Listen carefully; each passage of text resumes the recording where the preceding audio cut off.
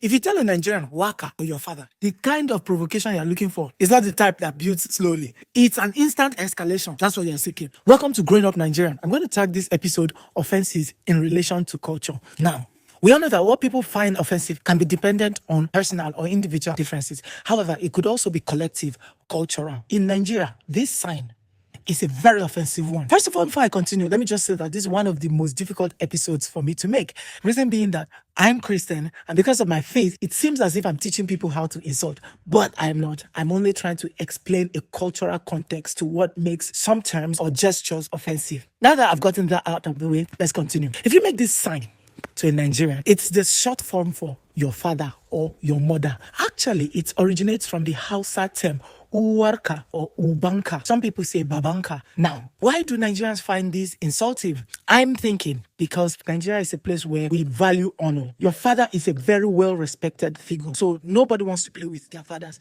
or their mother. You will often hear people say, "In they insult me, I never talk anything." But which one be say you can't bring my papa enter? Which is, he's been insulting me, I kept quiet. But why would you bring my father into the case? One of the most insulting statements you could ever give in Nigeria is to call him a bastard. Because what are you saying? We find it very insulting. Also, when people want to provoke other people, they would often make statements such as, "Now your papa you they talk to," or "Now your papa no get sense," which is your father is the person who is senseless. And believe me, it is very insulting. So because of this reason, most Nigerians are very triggered when you insult their parenthood. So this is why you don't want to tell a Nigerian this.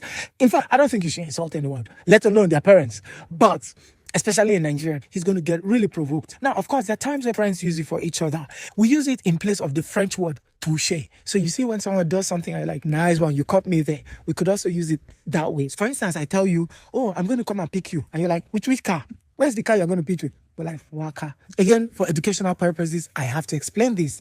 But please, try not to insult people as much as possible. Respect people. I'm not going to say anymore because I already feel guilty saying this much. Anyways, this is my video on Waka. If you like this, I could make videos about any other topic.